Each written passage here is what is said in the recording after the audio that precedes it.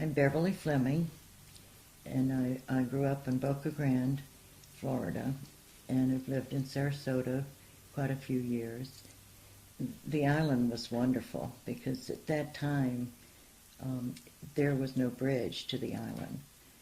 We had a ferry that took cars over, so we'd take our car on the ferry, go to the mainland, which was Placida, and we'd drive and go where we were going to shop or have the car worked on, because you didn't have full facilities on the island and no big department stores. And we also had a train, a passenger train that came down once a day and brought the people in from wherever.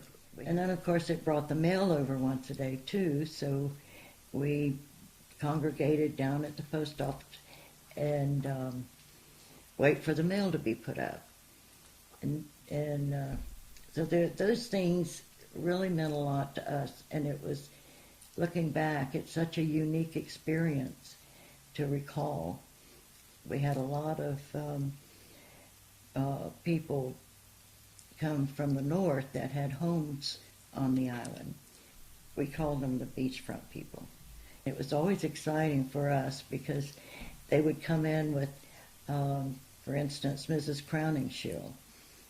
She was a lot of excitement because she had her whole entourage of some families, some employees, and even her little dogs.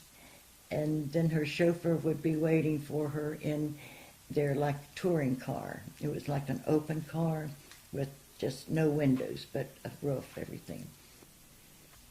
We had a big Christmas tree, and the whole island was invited to come. And Mrs. Crowningshield and her group of friends provided a present for each child on the island. And Santa Claus would call that child's name, and they would go up to Santa Claus and get their present. So it was just so unique what we did on the island. And it was just a wonderful place to grow up. Of course, we had the beaches every day. And if it was so hot that we really didn't want to be out in the sun playing basketball practice or softball or anything like that, they'd let us bring our bathing suits, and we'd just walk a block down to the beach and go swimming for phys ed. As far as we're concerned, the whole island was our playground because we could go anywhere. No crime, had no crime whatsoever. So we had no fear of being out at night, walking to the movies. We had movies twice a week in the winter, no movies in the summer. I think what was so neat was we felt so safe and secure because everybody knew each other, that somebody was looking out for us no matter where we were. We just enjoyed doing any and everything we wanted to do. The Fisher Village would be right there at the very end of the island. And they had the homes, wooden homes, and it was nice. They had a sandy yard, it was all sand, beach, and the boats. Of course, they had boats there, and a lot of fishermen. And they had a fish house there on the other side of the railroad tracks. Railroad tracks went right by it, going onto the island. The village was on this side, and the fish house was on the other side, so the fishermen would unload their boats at the fish house. And the fishermen they would take and spread their nets on this big wheel, and it was to dry them. They had to spread them out to dry them, so they had this big wheel that they would dry that, and then it was just a community for the fishermen. Oh, and I was also invited with this family to go tarpon fishing with them. And we went out, and it was so exciting. I caught a tarpon, but I couldn't get it in. It was just too much for me. So anyway, they took care of it. But I had so much fun. And then the boats would come in from all over the world, because Boca Grande has one of the deepest harbors in the world for the ships to come in. And I think they used to go into Tampa, but then the railroad built railroad down, and then they had big, huge bins that they brought phosphate from where they mine in the middle of the state.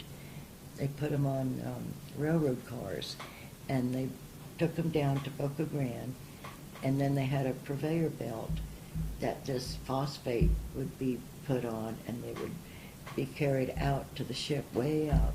It was a long dock, and the ship could dock there.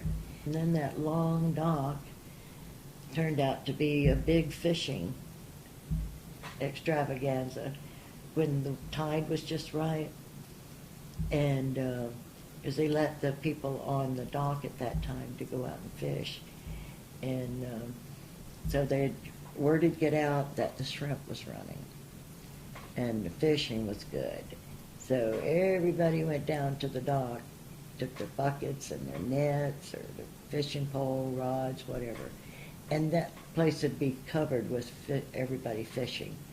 But we would catch a lot of shrimp. We'd scoop them up in the nets, take them home, fix them fresh, and a lot of fish were caught, different types of fish. And it was just a lot of fun, because you got all these island people out on this dock, and so you could just see all those people fishing and visiting, and it was a lot of fun. And then we used to go clamming out in the bay and dig up clams. We'd go scalloping the clams. My aunt would come down, and she would make clam chowder for us, big pots of clam chowder, and visit. But a lot of good things. That it was just good, clean fun. And we might get bored sometime, but very seldom. There was always something to do. So these things, you get to experience things that you would carry through your life and mean a lot to you. I wrote a poem. There is a place we all know well, with sand and seas and gulls and shells, a place we love to dream and play. We thought it would always be that way. But as time went by, as it always will, we found our dreams had all stood still. Although the place has changed so much, in our hearts it had not been touched.